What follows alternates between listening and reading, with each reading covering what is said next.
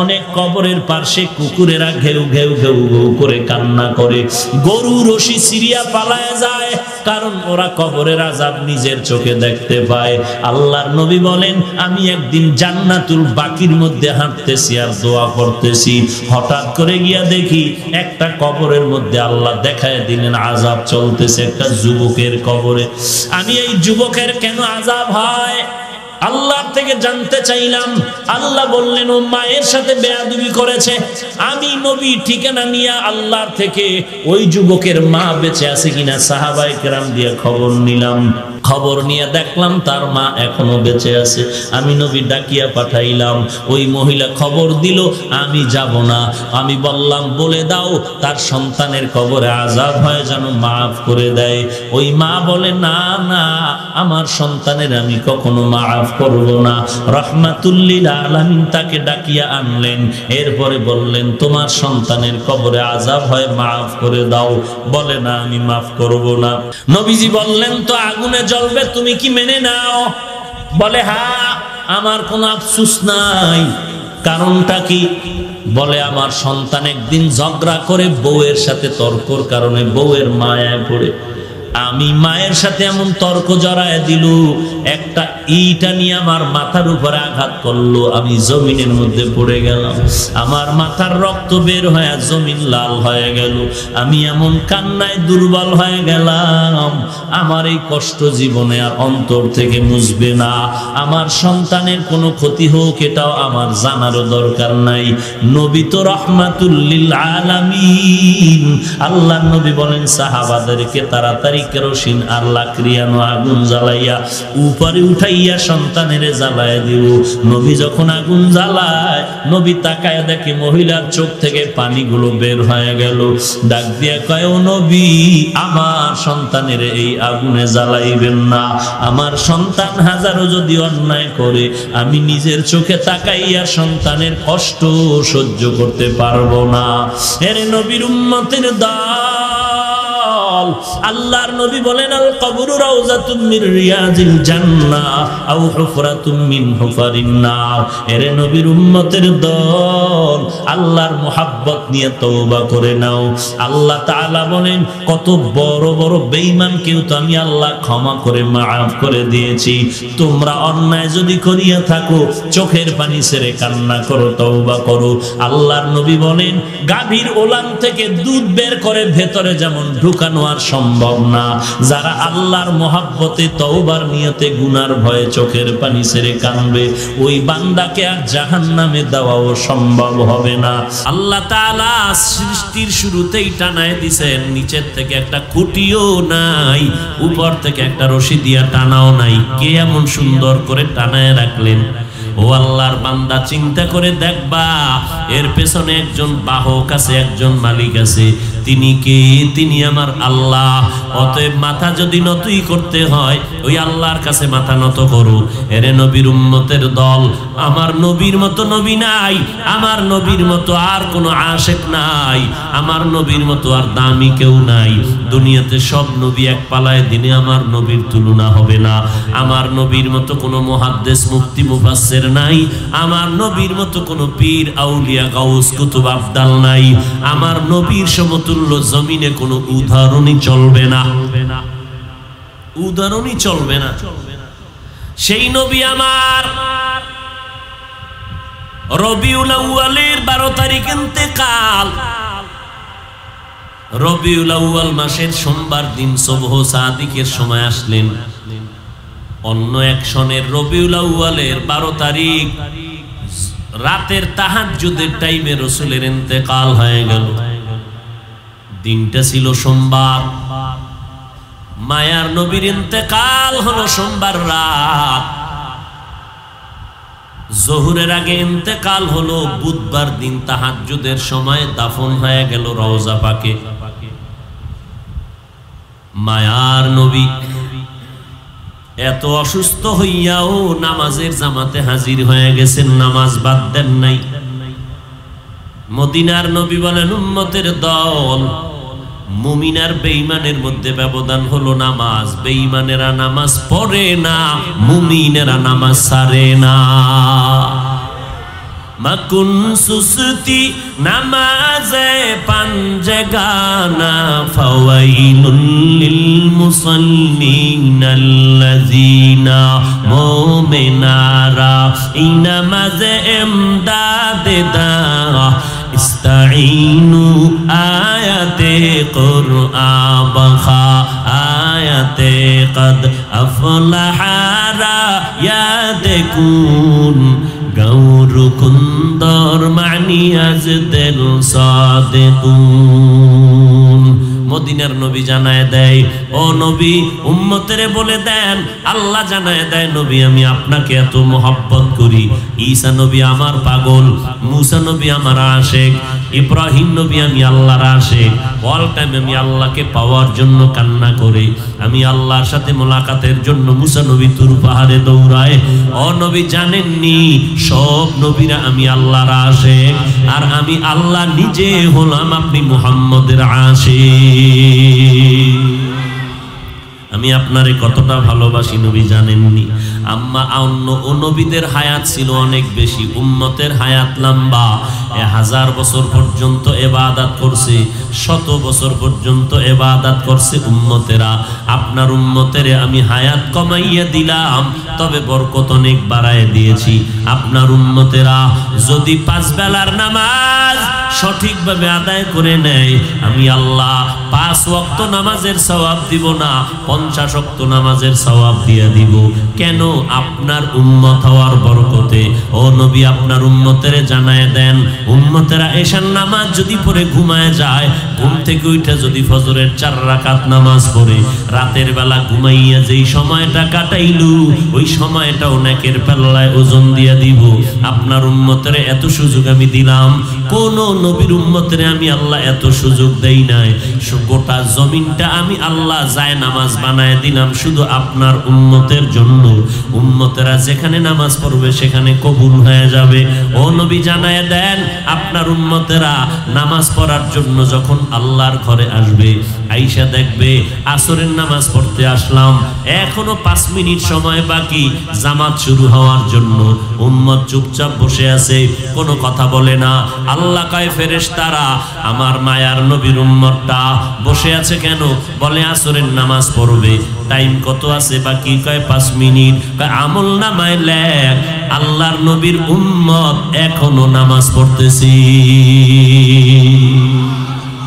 নবীর বরকত আর কিছু না রে বাবা সেই নবীর জন্য জঙ্গলের সমস্ত প্রাণীরা পাগল আমার নবী খেজুর গাছের সাথে ট্যাক লাগাইয়া খুতবা পড়তেছেন মিম্বর তৈরি হয় নাই হঠাৎ করে মিম্বর যখন তৈরি হয়ে গেল নবী তখন গাছের ট্যাক লাগানো বন্ধ করে দিলেন হাদিস শরীফে আছে সাহাবায়ে কেরাম বলতেছেন ওই গাছ খেজুর গাছের ট্যাক লাগানো মেম্বরটা নবী যেখানে ট্যাক লাগায় মেম্বর বানাইয়া খুতবা দিতেন ওটা যখন বাদ দিল মানুষ কানলে যেমন আওয়াজ হয় ওই কাঠের থেকে তেমন কান্নার আওয়াজ আসতেছে নবী আয়েশা কয় নবী ও গাছ কেন কান্না করো আপনার জন্য কান্না করি কি চাও কয় নবী চাই মানুষের মতো আমার জানাজা পড়াইয়া এখানে দাফন করে দিবেন আর হাসরের ময়দানে আমি আপনার সাথে জান্নাতের ময়দানে থাকতে চাই উস্তুনে হান নানা আজহাজরে রাসূল নালামি জাদহম চুয়ার বাবুকু একটা গাছ আমার নবীর বিরহের বেদনায় কান্না করে এরে নবীর আশিক আল্লাহর নবীর কেমন আশিক হইলা রে বাবা আলেমেরা বয়ান করে আমরা বক্তারা বয়ান করি 12 মাস বৃষ্টি নাই রৌদ্র নাই ঈদের পরের দিন থেকে দৌড়ানো শুরু করলাম রমজানের আগের দিন 22 মার্চ পর্যন্ত দৌড় চলবে রমজানের ভেতরেও দৌড় চলবে ডেইলি ফজরের পরে বয়ান আসরের পরে বয়ান ওদিক দিয়া তাবলীগরাও বয়ান করে আবার আরেক দিক থেকে পীর সাহেবরা বয়ান দেয় আবার অন্য দিক দিয়া এলাকার মসজিদের খতিব সাহেবরা জুমায় বয়ান দেয় এত বয়ানের পরেও কি বয়ান দেয় নবীর আদর্শের মালা গলায় লাগাও নামাজ পড়ো মা বাবার খেদমত করো অন্যের হক নষ্ট করিও না মিথ্যা কথা বলিও না, মানুষের উপরে জুলুম করবা না। এত বয়ান শোনার পরেও বান্দা তুমি নবীর আদর্শওয়ালা হতে পারো নাই। আর আমার মায়ার নবী অল্প টাইমে মক্কা এমন মানুষ তৈরি করে ফেললেন, আমার নবীর এত আশেক তৈরি হয়ে গেল, ওয়াইস করিনি নবীকে দেখতেই পারে নাই, এমন দূরের থেকে মুহাব্বত। ইন্তেকালের পরে নবীর জুব্বা পেয়ে গেল ওই ওয়াইস করিনি রহমাতুল্লাহ আলাইহি। কেমন মায়ার নবীর আশেক, এরে নবীর উম্মতের দল। মদিনার নবী বলেন, আমাকে যদি কেউ ভালোবাসার দাবি করো, আমি প্রমাণ পাবো আমার সুন্নতের ভালোবাসার মাধ্যমে। কারণ নবীর রেখে যাওয়া সুন্নত খ্রিস্টানেরা পালন করবে না, আমার নবীর রেখে যাওয়া সুন্নতের আমল ইহুদিরা করবে না, হিন্দু ভাইরা কখনো নবীর আদর্শ মতো চলবে না। নবীর রেখে যাওয়া আদর্শ পালন করবে মুসলমান। কিন্তু ঘরে ঘরে ঘরে ঘরে মুসলমান আছে, নবীর সুন্নতের ঘেরান নাই। উম্মত আছে ঘরে, নবীর সুন্নতের ঘেরান নাই। একজন আশেক খেজুরের বাগানের মধ্যে পানি দেয়, হঠাৎ করে কানের মধ্যে আওয়াজ আসলো, মদিনার নবী জমিনের মধ্যে জিন্দা নাই। ওই আশেক পাত্র ফালাইয়া আসমানের দিকে তাকাই একটা চিৎকার দিয়া কয়, ও আসমানের মালিক, তুমি আমাকে অন্ধ বানাইয়া দাও, কারণ এই চক্ষু দুইটা আমি রিজার্ভ করে রেখেছিলাম মদিনাওয়ালারে দেখবো আর কলিজারে ঠান্ডা করব। আজকে যদি মদিনাওয়ালা নাই থাকে, এই চোখ দিয়ে আর কাউকে দেখতে চাই না, তুমি আমারে অন্ধ বানাইয়া দাও। এরে নবীর উম্মতের দল, বয়ান শুনতেছো, জানতেছো, এরপরও কেন টুপিটা মাথায় দিতে চাও না রে বাবা? চুলগুলো নবীর তরিকায় রাখতে চাও না? আমরা কি নবীর তরিকা মানার কারণে আমাকে সম্মান কমে গেল? অনেকে ভাবতেছো নবীর তরিকা মতো চলতে গেলে, হুজুরদের কথায় যদি নবীর তরিকা মানি, আদর্শ মানি, তাহলে স্বাধীনতা থাকবে না। একটু চিন্তা করেন রে ভাইজান, আল্লাহ মানুষকে আকল দিছে, বিবেক দিছে, গরু ছাগলের আল্লাহ বিবেক বুদ্ধি দান করেন নাই। গরুটারে যদি আপনি বলেন বয়ান কইরা, এই গরু, আমরা একদিনের জন্য চট্টগ্রাম শহরে বেড়াইতে যাইতেছি ম্যাডাম সহ, ঘরের দরজায় তালা লাগায় দিলাম, তুই আমগো বাড়িটা পাহারা দিবি, তোর যখন বাথরুমের দরকার হবে, আমার বাড়ির পেছনে পাকা টাইলস মোজাইক করা বাথরুম আছে, ওখানে গিয়া পায়খানা করবি, তোর যখন পানির পিপাসা লাগবে, টিউবওয়েলের কাছে পানি রাখছি, ওখানে গিয়া পানি পান করবি। গরুটারে আধা ঘন্টা বয়ান করলে শুনবেন? এই বুদ্ধি গরুরে আল্লাহ দেয় নাই। আল্লাহ তাআলা না দেখিয়া বুঝার মতো ক্ষমতা আল্লাহ মানুষকে দান করেছেন। ও আল্লাহর বান্দারা, ও কলিজার যুবকেরা, একটু মেধা খাটাইয়া চিন্তা করো। তোমরা আজকে নবীর তরিকা যারা জবাই করলা, দাবি করো নবীর মোহাব্বতের আশেক। আমরা যারা নবীর তরিকা মানলাম, আমি তো দেখতেছি বিন্দু থেকে বিন্দু আমাদের স্বাধীনতা নষ্ট হয় নাই। নজর করে দেখো রে যুবক, তোমরা নবীর তরিকা বাদ দিয়া যেমন 3 বেলা খানা খাও, আমরাও 3 বেলা খানা খাই, বরং আমরা ভালো খাই এবং পিওর খানা খাই, আমাদের খাওয়ায় ভেজাল নাই। এরপরও যদি কেউ ভেজাল দেয়, কোরআনের আয়াত পইরা খাই, ওই খানা আর ভেজাল থাকে না। এরে নবীর উম্মত, তাহলে বলো, তুমি নবীর তরিকা বাদ দিয়া ব্যবসা করো, স্বাধীনভাবে চাকরি করো। আমরা নবীর তরিকা ঠিক রাখিয়াও তো ব্যবসা করি, চাকরি করি। আমাদের লাইনে কি নবীর তরিকাওয়ালা ব্যবসায়ী নাই? অভাব নাই। ও বান্দা, তুমি নবীর তরিকা বাদ দিয়া আজকে তুমি চাকরি করো, ব্যবসা করো। আমরা নবীর তরিকা ঠিক রাখিয়া চাকরি করি, ব্যবসা করি। আর্মি চাকরি করে, আমার কাছে এসে দোয়া নিয়ে কয়, হুজুর দাড়িটা লম্বা করে দিলাম, 5 বেলার নামাজ পড়ি। স্যারে কয়, দাঁড়িয়ে তো লম্বা করা যাবে না। আর্মির অফিসারকে বললাম, স্যার চাকরিতে রাখবেন আলহামদুলিল্লাহ, না রাখবেন আলহামদুলিল্লাহ, কিন্তু নবীর তরিকারে জবাই করতে পারবো না। এরে নবীর আশেক, আপনারা নবীর তরিকা বাদ দিয়া বিয়া শাদী করলেন, সন্তান নিলেন। আমরা নবীর তরিকা ঠিক রাইখা বিয়া শাদী করে সন্তান নিলাম। আপনারা নবীর তরিকা বাদ দিয়া দেশ বিদেশ স্বাধীনভাবে সফর করেন, মন চাইলে কক্সবাজার দৌড়ান, মন চাইলে দেশ বিদেশ দৌড়ান। আমরা নবীর তরিকা ঠিক রাখিয়াও তো স্বাধীনভাবে কক্সবাজার যাই। আমাদের লাইনের মানুষগুলো তো দেশ বিদেশ সফর করে।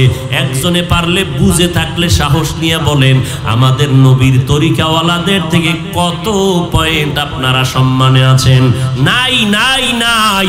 বরং কসম, এই জমিনের মধ্যে আলহামদুলিল্লাহ নবীর তরিকাওয়ালারাই সর্বোচ্চ সম্মানে আছে এবং শান্তিতে আছে। চেয়ারম্যান সাহেব দেখা হলে কয় সালাম হুজুর দোয়া চাই, এমপি সাহেব দেখা হলে কয় সালাম হুজুর দোয়া চাই, মন্ত্রী মহোদয় দেখা হলে কয় সালাম হুজুর দোয়া চাই। এরে বাবা, টাকা দিয়ে তো দোয়া পাওয়া যায় না, এর থেকে আর বড় সম্মান কি চাও রে মুসলমান? নবীর তরিকা মানার কারণে আমার চাকরিও যায় নাই, লেখাপড়াও বন্ধ হয় নাই। কত ডাক্তার, ইঞ্জিনিয়ার, প্রফেসর, সাংবাদিক, উকিল, ব্যারিস্টার, পাঁচ বেলার নামাজি অভাব নাই। তোমার মতো বান্দা জীবনে মাদ্রাসায় পড়ে নাই, ইংরেজি লাইনে পড়লো, সাধারণ লাইনে পড়িয়া পাঁচ বেলার নামাজি, র্যাব, আর্মি, পুলিশ, বিডিআর এর চাকরি করে, অভাব নাই। রাস্তায় গাড়ি চালায়, পাঁচ বেলার নামাজি, অভাব নাই।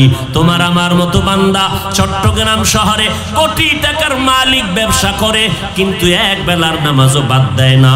নিজের অন্তরকে জিজ্ঞাসা করো, বাবা তুমি কেন পারলা না রে বাবা? আল্লাহর কোরআনটা কি মিথ্যা মনে করেছো? নবীর কথাগুলো কি মিথ্যা মনে করেছো?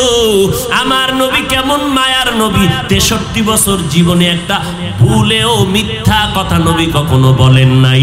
কেমন মায়ার নবী, একজন নেতার নাম পারলে দাঁড়াইয়া বল, যেই নেতায় জীবনে মিথ্যা কথা বলে নাই।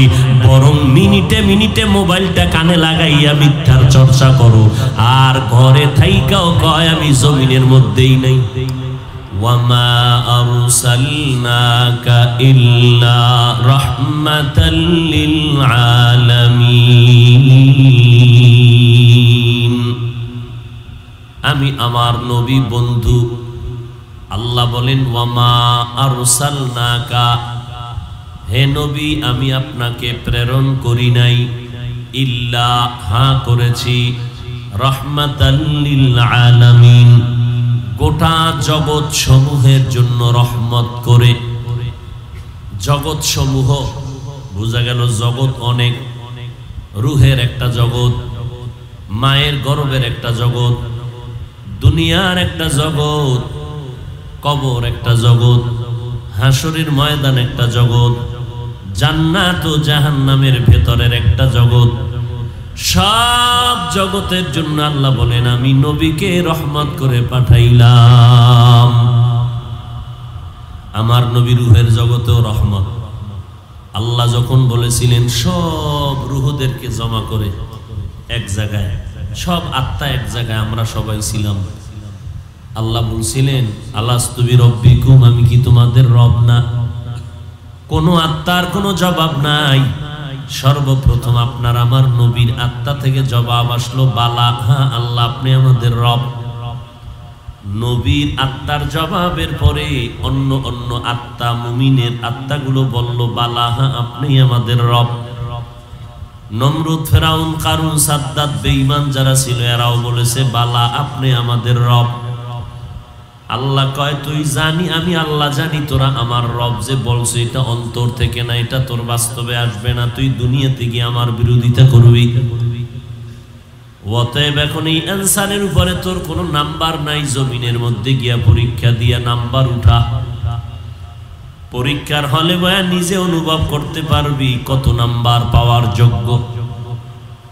এজন্য আল্লাহ তাআলা জমিনের মধ্যে পরীক্ষা দেওয়ার জন্য পাঠাইলেন।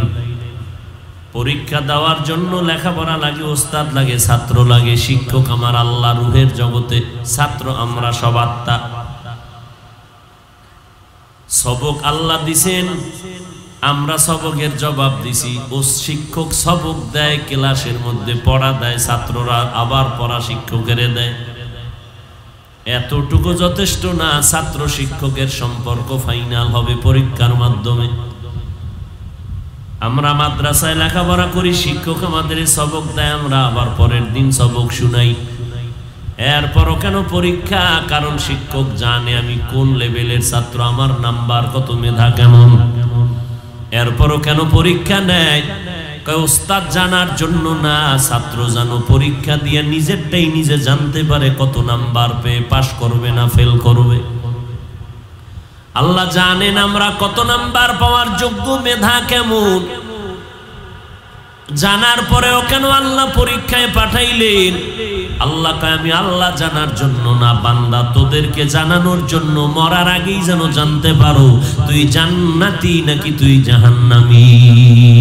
তোর আমলের দ্বারা যেন তুই জেনে নিতে পারো তুমি জান্নাতি না জাহান্নামী। অনেকে বলে কে জান্নাতি কে জাহান্নামী, এটা আল্লাহ জানে। কেন? আল্লাহ কোরআনে বলে দিছেন না কে জান্নাতি জাহান্নামী? তো কোরআন পড়লে তো আমরাই বলতে পারি এই লোকটা জান্নাতের যাত্রী, এই লোকটা জাহান্নামের যাত্রী। আল্লাহ কোরআনে বলে ইন্নাল আবরারা লাফি নাঈম ওয়া ইন্নাল ফুজ্জারা লাফি জাহিম।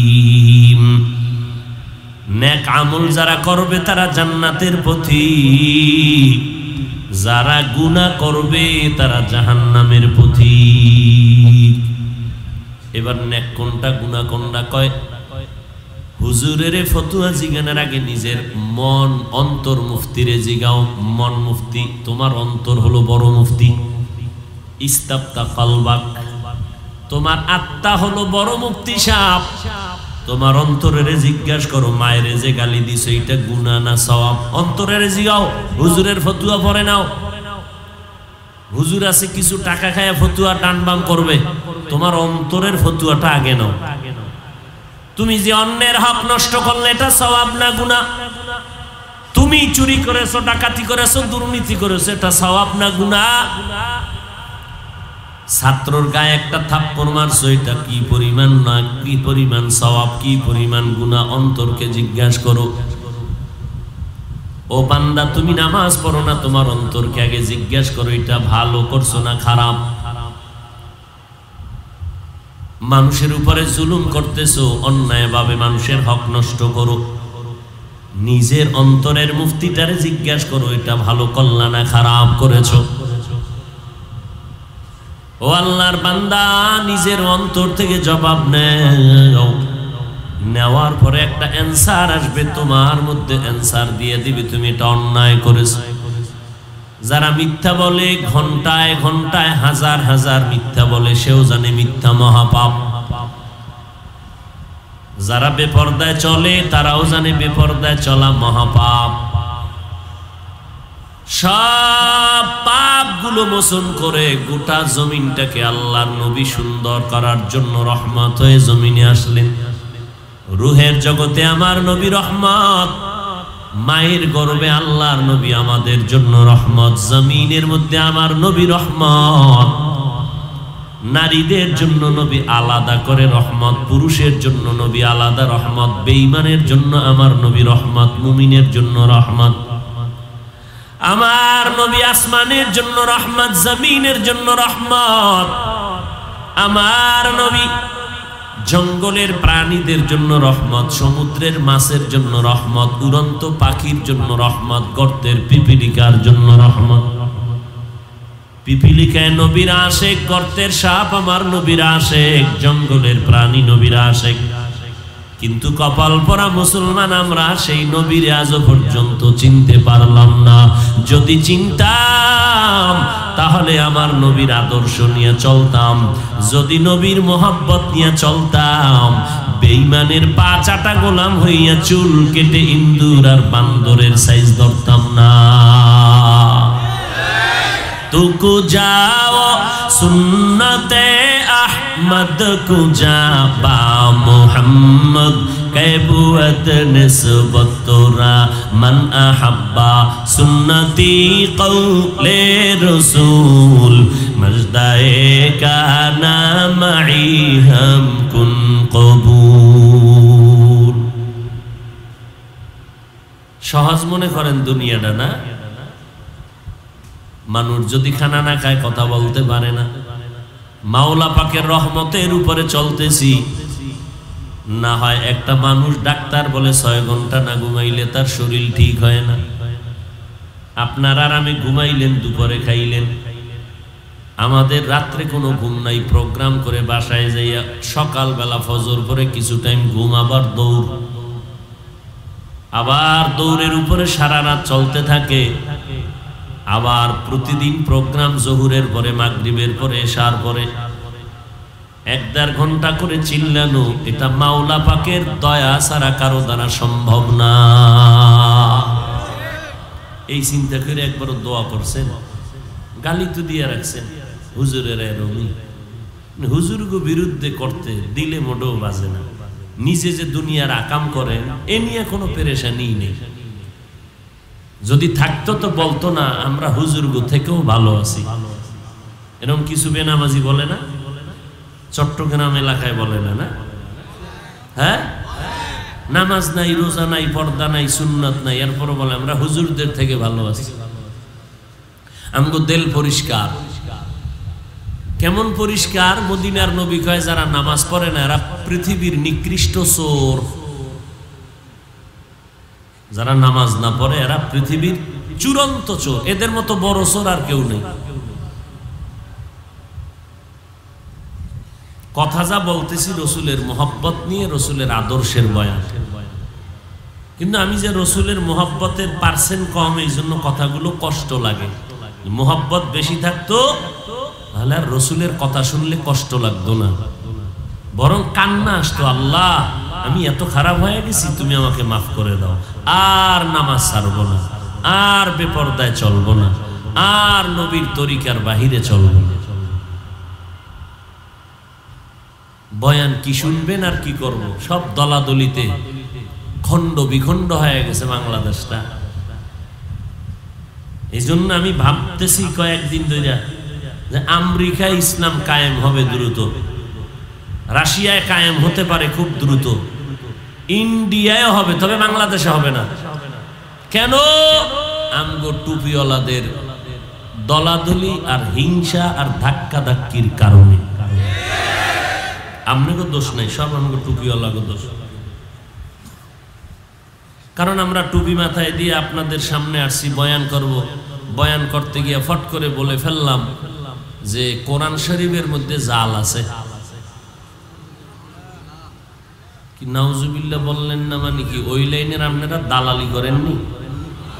কোরআনে জাল আছে? কি কোরআনে জাল আছে? কোন মুমিন যদি এই কথা বিশ্বাস করে ঈমান থাকবে? অথচ আমাদের মতো টুপিওয়ালা, আমার মতো লঙ্গি ভরা মোল্লা না, বহু ডিগ্রিওয়ালা মোল্লা সোনার বাংলায় ওয়াজের প্যান্ডেলে বয়ে কয় কোরআনে হাদিসের থেকেও বেশি জাল।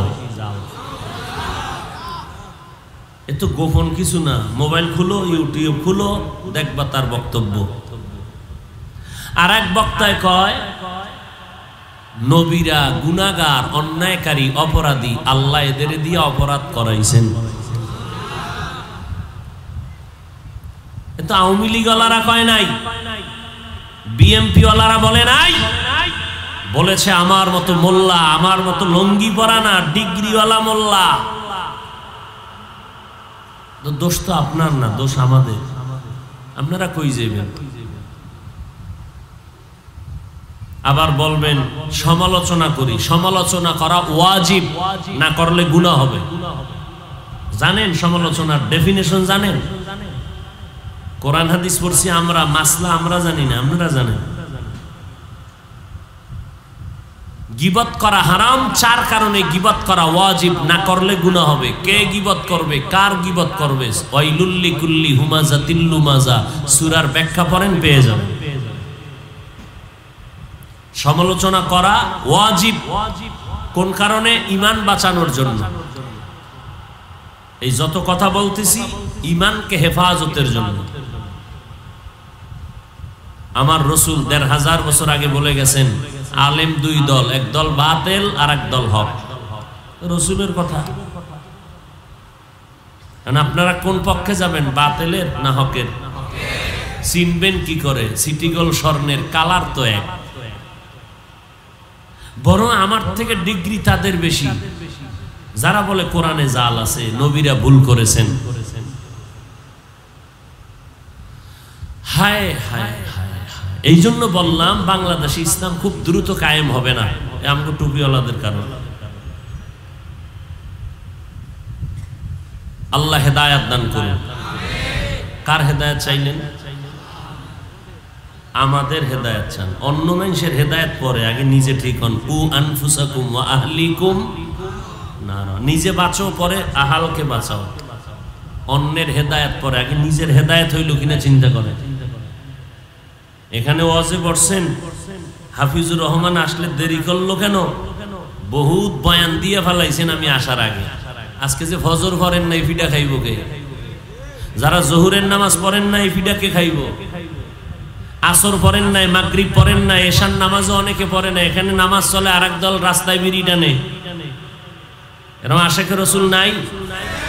এর কপালে হাউজে কাউসার, রেডিও যাও। কোন কাউসার বাবা? যাও রেডিও, টের হইবে সময় মতো। তুমি আমি তো সিরিয়াল সারা বান্দা। যারা সিরিয়ালের বান্দা জান্নাতের টিকিট পাইছে আবু বকর, ওমর, ওসমান, আলী সহ 10 জন। নামাজ, ইশরাক, আউয়াবিন, চাষ, তাহাজ্জুদ, 5 ওয়াক্ত, তাকওয়া, ইখলাস, কোনটার ঘাটতি নাই। জান্নাতের টিকিট পাইয়াও মরণ পর্যন্ত কান্না করছেন, কবরে একা কেমনে থাকবো। আর আমনে কে? আমনের কোনো বেইল আসেনি? নামাজ যা পড়ছেন কবুল হইছে গ্যারান্টি, তো মাস্তানি করেন কেন? 5 ওয়াক্ত নামাজ পড়ে বাহাদুরি করেন কেন? বেনামাজিরে দেখলে সিসি করে তাড়ান কেন? উচিত তো আপনার নামাজ যদি কবুল হয়ে থাকে তো দিল নরম হবে, বেনামাজির পাও ধরে মসজিদে ডাকবেন। আপনি সিসি করেন কেন? তাই না বুঝা গেল আপনার নামাজটা কবুল হইছে।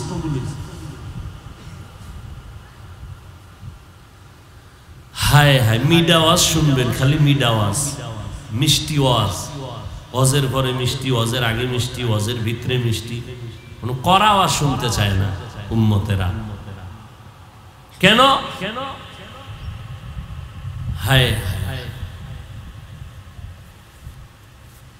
ওয়ামা আরসালনাকা ইল্লা রাহমাতাল লিল আলামিন। আল্লাহ তাআলা বলেন, আমি নবীকে রহমত করে পাঠাইলাম জগৎ সমূহের জন্য। মদিনার নবী মক্কা নগরীতে এমন সময় পদার্পণ করলেন যেই সময় মক্কার মানুষ ছিল সৃষ্টির নিকৃষ্ট, খারাপ। মক্কার মানুষের মতো চরিত্রহীন, বর্বর আর জমিনের মধ্যে কেউ নাই। বাইতুল্লাহর মধ্যে 360টা মূর্তি লাগানো, টানানো। নারী আর পুরুষেরা উলঙ্গ হইয়া বাইতুল্লাহর চারপাশ তাওয়াফ করে। যুবক যুবতী অবাধে চলে, যৌবনের আদান প্রদান করে, কোনো ভালাই নেই চরিত্রের। কন্যা সন্তানদের সমাজের বড় বোঝা মনে করে। যদি ঘরে খবর পায় আমার কন্যা আসতেছে জমিনের মধ্যে, মা কাপড় টেনে দেয়, বাপ সমাজে মুখ দেখায় না লজ্জায়। কোনো বাপ সুযোগ পাইলে মেয়েটাকে জ্যান্ত মাটির মধ্যে দাফন করে দেয়।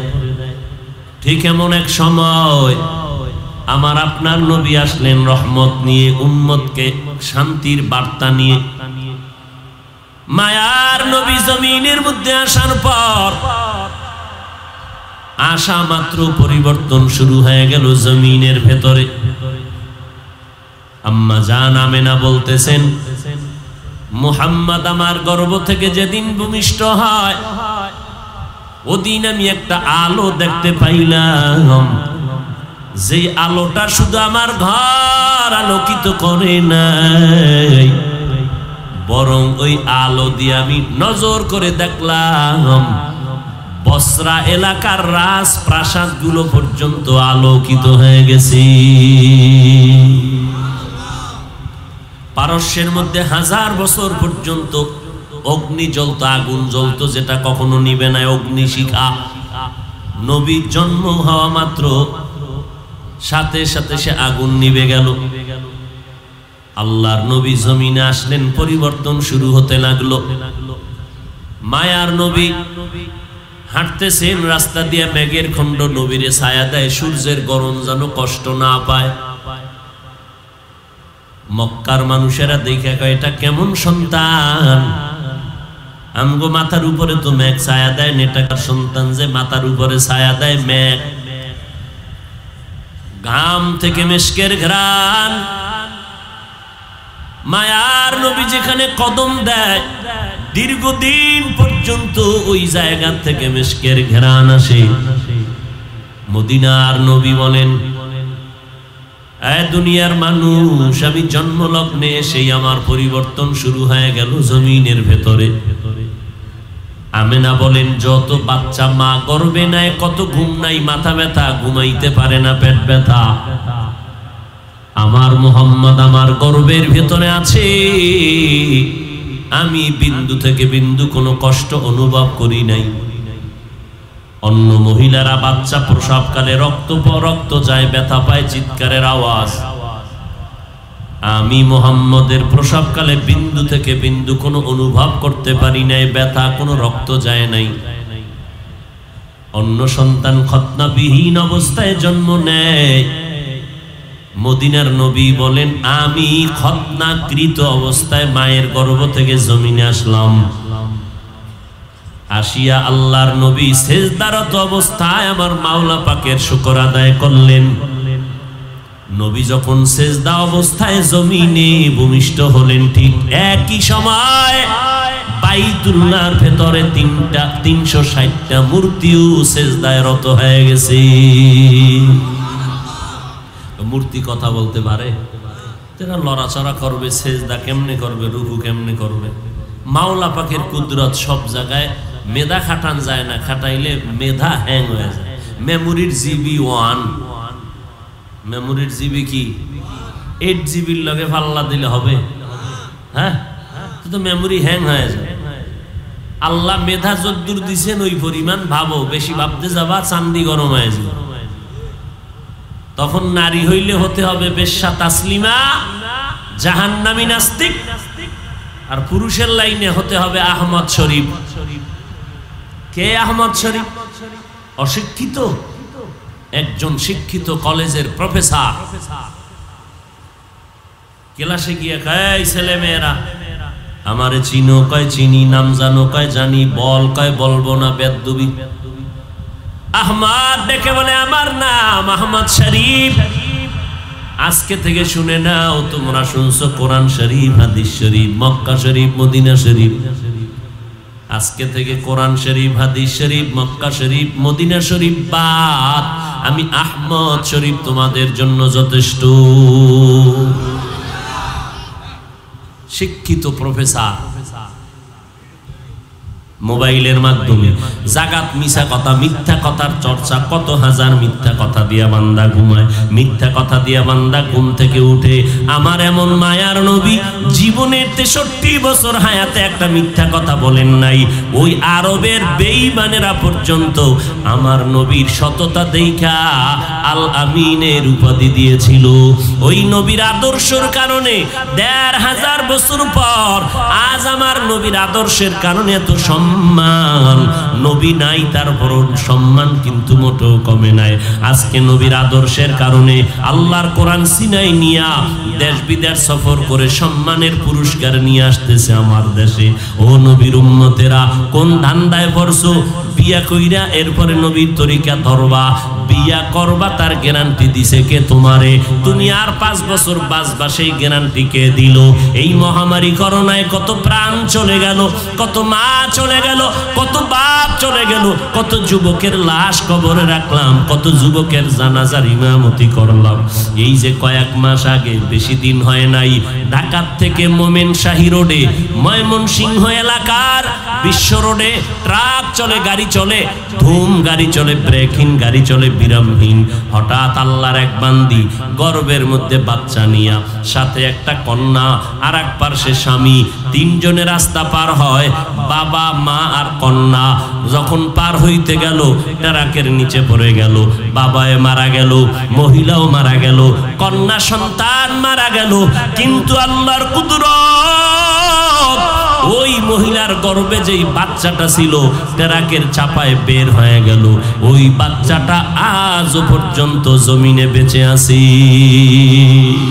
কাদের কুদরত দারি বার কামাল, আন্তা রব্বি আন্তা হাসবি যুল জালাল তুহি কাদের জলিলুল্লাহ জাহাদার বহর হালে তুহি মেরা নিগাহদার।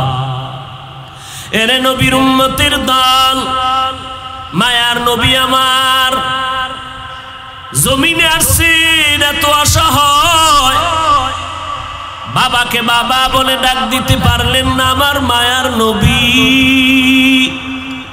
6 বছরে মা হারায় আমার নবী বড় অসহায় হয়ে গেল। 8 বছরে দাদা আব্দুল মুত্তালিবেরও হারাইলেন। আমার নবী বড় এতিম, বড় অসহায়। মায়ার নবীর চারদিকে দুশ্মন।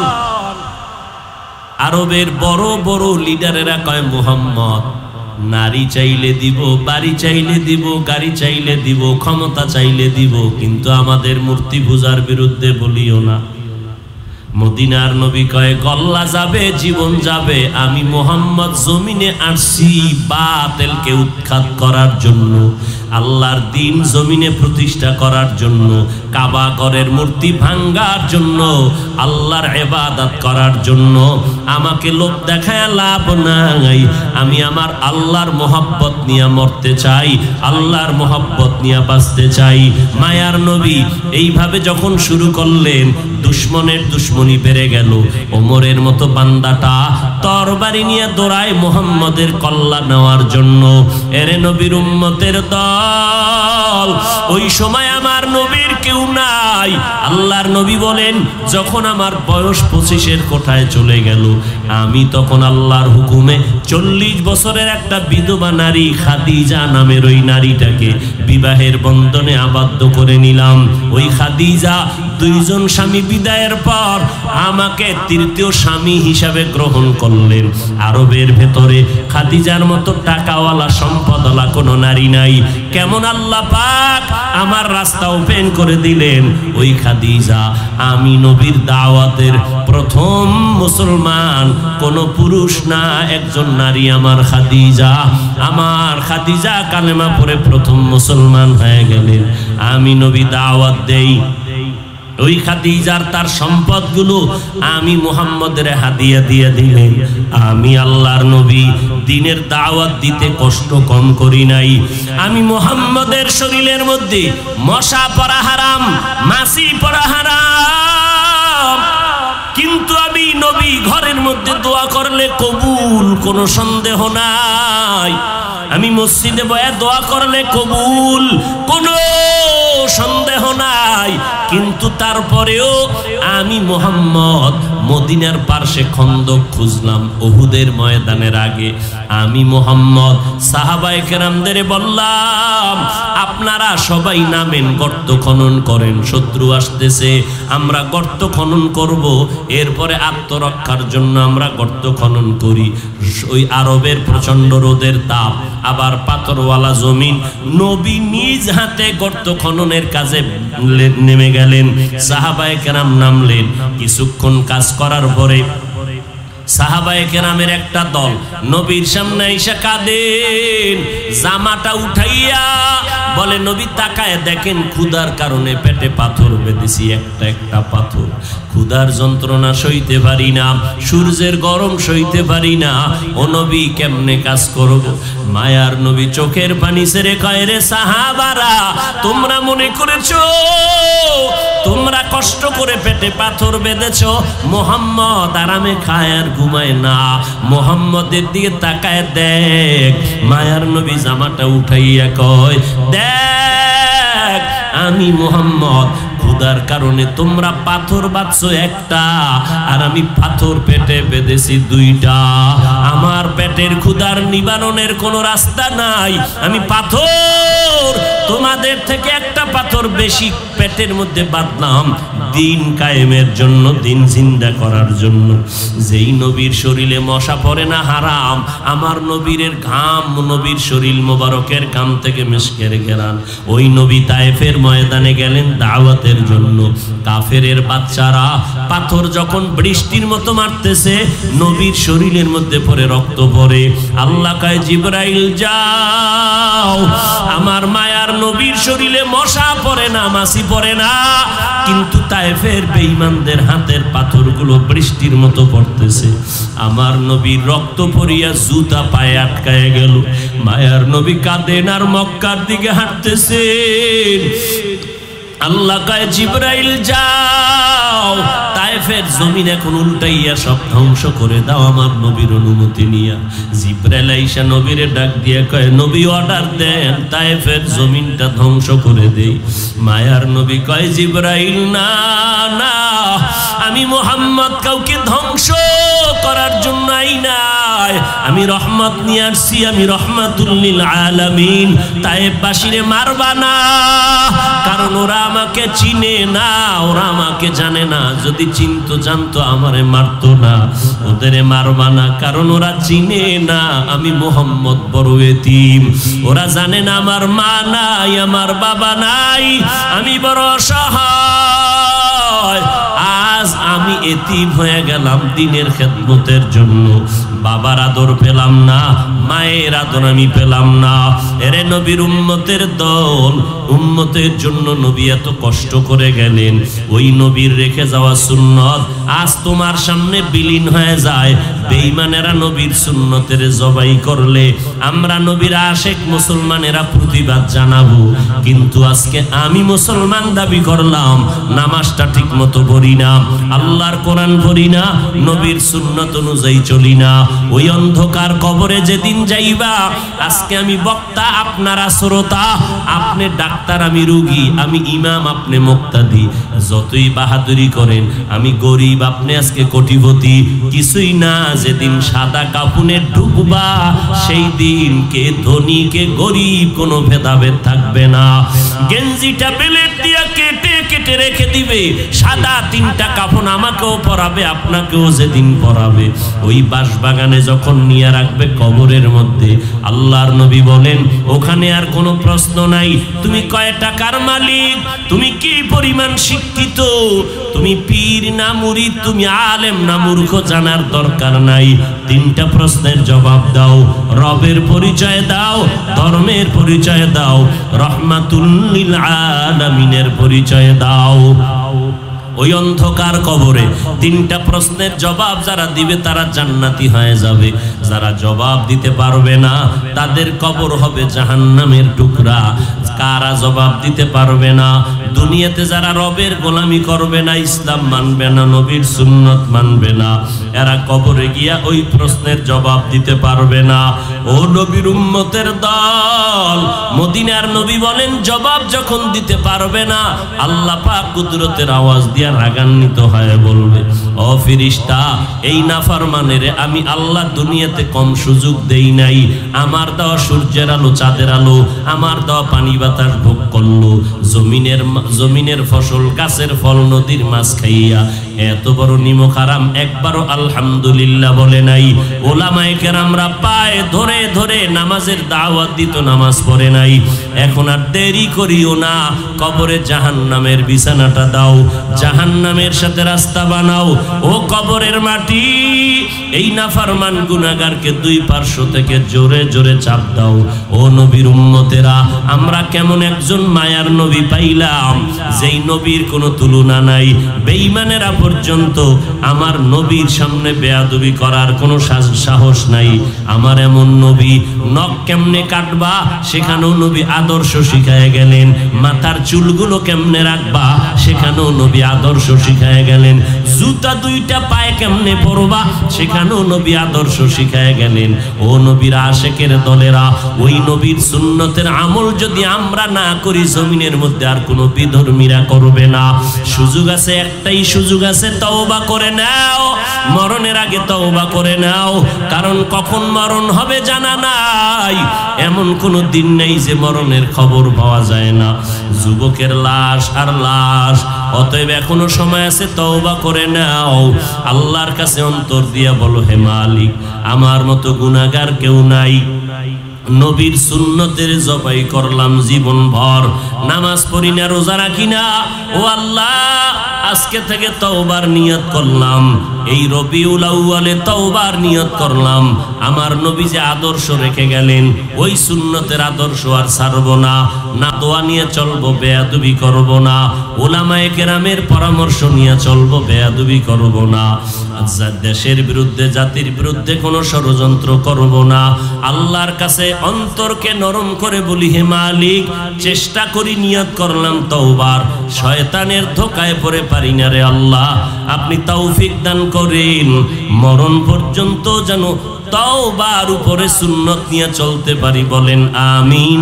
আলহামদুলিল্লাহি রাব্বিল আলামিন, ওয়াসসালাতু ওয়াসসালামু আলা সাইয়্যিদিল আমবিয়া ওয়াল মুরসালিন ওয়া আলা আলিহি ওয়া আসহাবিহি আজমাইন। ইয়া আরহামার রাহিমিন, ইয়া আরহামার রাহিমিন, ইয়া আরহামার রাহিমিন, রব্বিরহামহুমা কামা রব্বায়ানি সগীরা।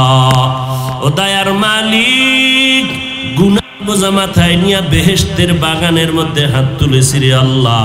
কত উলামায়ে কেরাম, মুরব্বী, হাজী সাহেব, কত ব্যবসায়ী, চাকরিজীবী, কত যুবক ছাত্র ভাই, পর্দার আড়ালে কত মা বোনেরা হাত তুলেছেন। মেহেরবানি করে আমাদের জীবনের গুনাহগুলো মাফ করে দেন আল্লাহ। মাহফিল কবুল করে নেন, আয়োজনকারী সহযোগিতাকারীদের কবুল করে নেন, অতিথিবৃন্দ যারা সমস্ত অতিথিদেরকে কবুল করে নেন, এলাকার ঘরে ঘরে শান্তি দান করেন, মা বোনদের আবেদা পর্দানিশী বানায় দেন, সন্তানগুলো নেককার বানায় দেন, সারা দুনিয়াবাসীকে মাফ করে দেন, বাংলাদেশ শান্তির দেশ বানায় দেন। আয় আল্লাহ, বাংলাদেশ শান্তির দেশ বানায় দেন। আয় আল্লাহ, প্রশাসনিকভাবে যারা কাজ করে দিনদার বানায় দেন। সরকার বাহাদুর থেকে সকল জনপ্রতিনিধিদেরকে দিনদার হিসাবে কবুল করে নেন। আয় আল্লাহ, আমাদের 5 ওয়াক্ত নামাজি বানায় দেন, নবীজির সুন্নাতওয়ালা আমলওয়ালা বানায় দেন, যুবকদের দিনের খাদেম বানায় দেন। আয় আল্লাহ, যারা ব্যবসা করে, কামাই রুজি, ব্যবসায় চাকরিতে হালাল ভাবে বরকত বাড়ায় দেন, হারাম থেকে হেফাজত করেন। আয় আল্লাহ, সুন্নতের আমলওয়ালা জিন্দেগি দান করেন, নবীজির রওজা মুবারক বাইতুল্লাহ জিয়ারতের তৌফিক দান করেন, নবীজির মোহাব্বতে দিলের নেক আশা পূরণ করে দেন। আয় আল্লাহ, ইলম ও হিলম ও হিকমত আমলে বরকত বাড়ায় দেন, চলার পথে ইজ্জতের সাথে হেফাজত করেন। আয় আল্লাহ, রিয়া হাসাদ কিবির দূর করে ইখলাস দান করেন, তওবাওয়ালা জিন্দেগি দান করেন, গুনাহ মুক্ত জীবন দান করেন আল্লাহ। ও দয়ার মালিক, আমরা যারা হাত তুলেছি, যাদের মা নাই, যাদের বাবা নাই, অন্ধকার কবরস্থ যারা, মেহেরবানি করে সবার কবর জান্নাতের বাগান বানায় দেন আল্লাহ। যারা বেঁচে আছেন হায়াত বাড়ায় দেন। ও আল্লাহ, সমস্ত আম্বিয়ায়ে কেরাম, সাহাবায়ে কেরাম, শুহাদায়ে কেরাম, আউলিয়ায়ে কেরাম, আসাতাজায়ে কেরামদের মাকাম কবরে জান্নাতের ভিতরে উঁচু করে দেন আল্লাহ। আয় আল্লাহ, তাদের রুহানি ফায়েজ ও বারাকাত দান করেন। আয় আল্লাহ, মেহেরবানি করে আদবওয়ালা বিনয়ী জিন্দেগি দান করেন, হায়াতে বরকত বাড়ায় দেন, অসুস্থ যারা সুস্থতার নিয়ামত বাড়ায় দেন আল্লাহ। আয় আল্লাহ, সমস্ত দ্বীনি খাদমাত গুলো কবুল করে নেন, মাদ্রাসা মসজিদ গুলো কবুল করে নেন। আয় আল্লাহ, যা প্রয়োজন